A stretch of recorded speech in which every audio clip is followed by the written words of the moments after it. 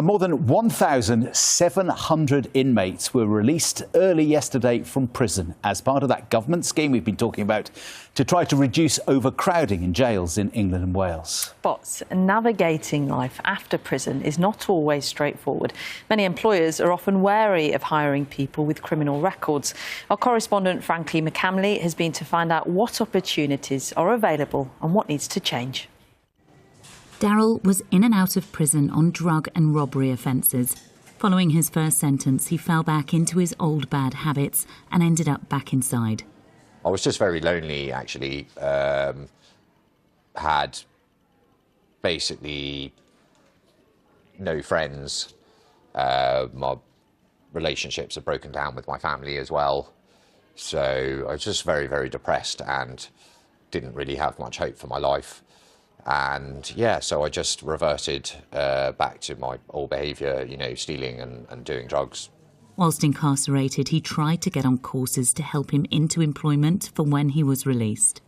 It just wasn't possible because there was, you know, a queue of like 30 people already waiting to get onto it. And when you see queues like that and you're desperate to get on a course, how does that affect you? Yeah, it's quite demoralising. So, Dee, what we do in the headset, 'cause you've stripped it all out. That's right. So, After doing some research, he found Stefan, who trains a handful of bike mechanics in a small workshop in Pentonville Prison. It's a really nurturing environment. It's encouraging, gives them hope. It is a nice space. They get treated probably a bit differently to, you know, when there's hundreds of them screaming for the officers' attention on the wings. There's nowhere in the prison as clean as our workshop. The pride the guys take, and they're not told to do it. They just, when they're having a cup of tea, they pick up a broom and they make sure they look after it. Those who complete the course will be offered a job in his shop. But with the government's early release of prisoners, Stefan believes many will end up back inside unless there's proper support, including housing. So if you release a guy early who's trying to get housing sorted for 2 months' time, and suddenly you go, oh, there's your bag, son, you're off. You're going to end up on a park bench or on the wrong person's sofa, and you'll probably be back in on Tuesday. Do you have somewhere to stay tonight? Jeanette is part of a team in South London who help women facing housing and financial problems when they're released. They offer support and information she believes should be given on the inside. Women don't get that information.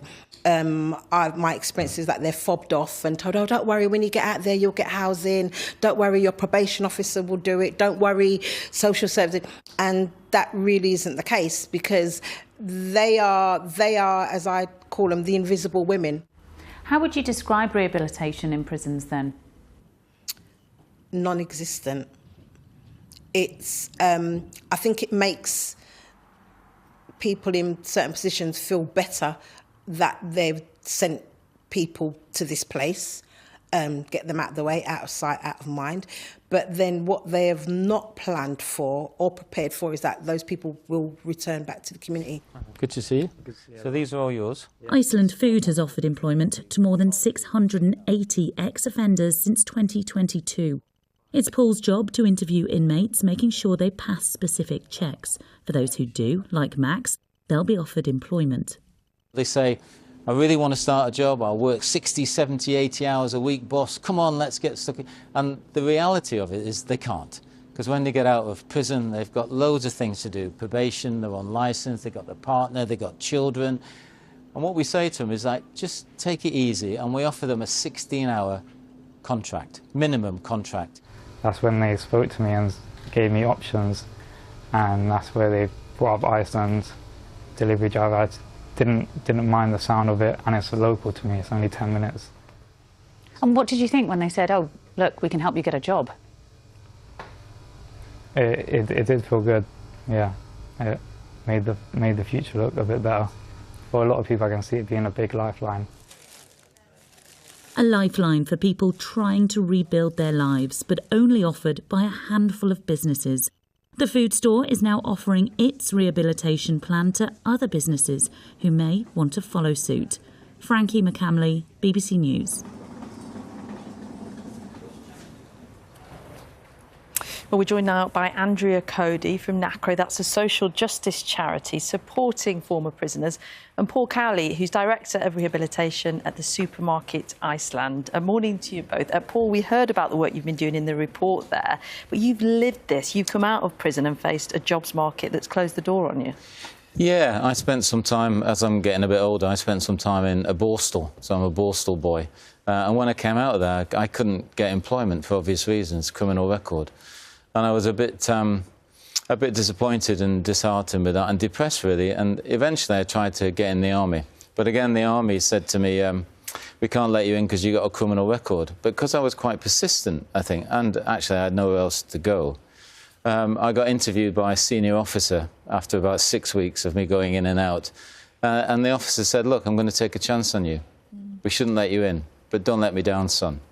And it was that opportunity, that second chance, wherever that man is now, that completely changed my life. And you believe everyone is entitled to that second chance? I do. What they do with it is up to them. Yeah. I can't help with that. But what we can offer is a second chance to change, the second half of your life. And that's what that officer did to me. My first half was a mess. Alcoholic parents, born in Salford, dysfunctional. And it was that chap that gave me a break. And I excelled in the army. I absolutely loved it. The discipline, the fitness. It's just what I wanted, really. And it was down to that guy saying yes. And it was down to that man saying, we'll take a chance, don't let me down. So what sort of transformations do you see today in the people you take on, former prisoners, and introducing them into the workplace? Well, just amazing stories. One I just had this morning. I put a man who's 40, let's call him Pete. I put Pete in a role as a home delivery driver. He'd been in and out of prison since he was 15. And what he did, he just sent me his pay statement.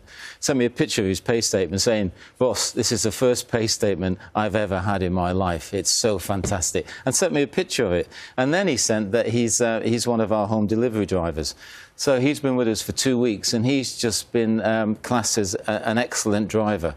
So it's all computerised, it's all monitored, and what he's doing is he's come up top in his area. He's excelling. He's excelling, yeah, which I'm so excited about. Andrea, we'll bring you in. There will be people watching saying, yes, people deserve an opportunity, but first and foremost, it should go to people who don't have a criminal record, who haven't been let out of prison early. Yeah, that is a common argument, but, you know, what we know is that everyone makes mistakes. So, you know, people deserve second chances. And for people that end up in prison, it's really important for society that we give them those second chances, because it reduces the chances of reoffending. It means that people can come out of prison, they can support themselves and their families, and they can become contributing members of our communities. And that creates safer societies for us all. We've heard the story there from Paul about just one individual this morning he's heard from. Bigger picture, zooming out, what do the statistics tell us about the success of people who come out of prison but get into work? How important is a job? It's really important. People who are in work are about 9% less likely to commit further offences, but we know that the numbers of people finding work is still really low. There has been a lot of good work done, and there are, you know, fantastic enlightened employers such as Iceland that are willing to give people a second chance. But it remains the case that less than a third of people are in work 6 months after prison. So there is much more that we can do. What do you do, Paul, when you go into prisons and there are people for whom being in prison is a way of life? It's been a way of life for them their entire adult life. Can you penetrate that? Can you break that cycle? You can, but it's really hard. That's a great question. Some of them get institutionalised and they find it really difficult. I think one of the stats is in prison, I think you make about 200 decisions a day because everything is done for you. And when you come out, you know, we make over 2,000 decisions like that. You don't even think about it. So, well, it's hard. It's hard, you know, everything. And if you've been in for some period of time, you can imagine how technology has changed, how the world's changed. So no excuses for crime whatsoever, but there's usually reasons for it when you dig into it. So they do need a second chance. the programme that we use, we have protocols and criteria that I can't take everybody, and it doesn't work for everybody. So we have there's a few categories of offences that I can't take for legal reasons and protocols. But most of the men and women that I interview are just so excited. And actually, I'm not naive. I've been doing this for 20-odd years. They actually want to change. A good percentage of them are fed up of being caught in this cycle of crime, but don't get a break. That's the hard bit, and the job is massive. What do you say to Paul, to people who might be watching right now, who say, look, it's all laudable, I want people to have chances, but I don't really want a former prisoner bringing my food to my door and delivering it, or to my elderly parents' house, and I've got real concerns. Absolutely, and so that's risk. So there's an element of risk in everything. So what we try and do, or what I've tried and done with this second chance scheme that Iceland gave me the opportunity to do, is limit that risk. So in the prison, through New Futures Network, they have what's called PELs, Prison Employment Leads, one person who runs the employment centre. And I give them our protocols. They select the people that fit that protocol. Let's say they give me 10 men. I then interview those 10 men for 15 to 20 minutes, and I do really dig into their story. So you know what their history is. Exactly. No, I'm privy to all that stuff. So we have a selection process that goes from the prison to the 10 men that's been selected, and then from the 10 men I interview them for 20 minutes, another selection process, and then I go away and make a decision if I think they're right for our organisation. So there's another filter system.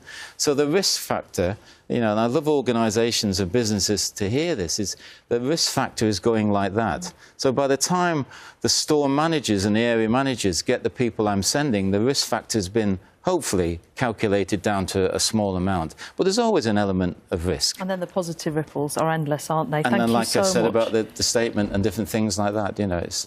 Getting that paycheck for the first time must have been amazing. Thank you, Paul. Pleasure. And thank you to you, Andrea. It's something we'll be coming back to, no doubt. It's just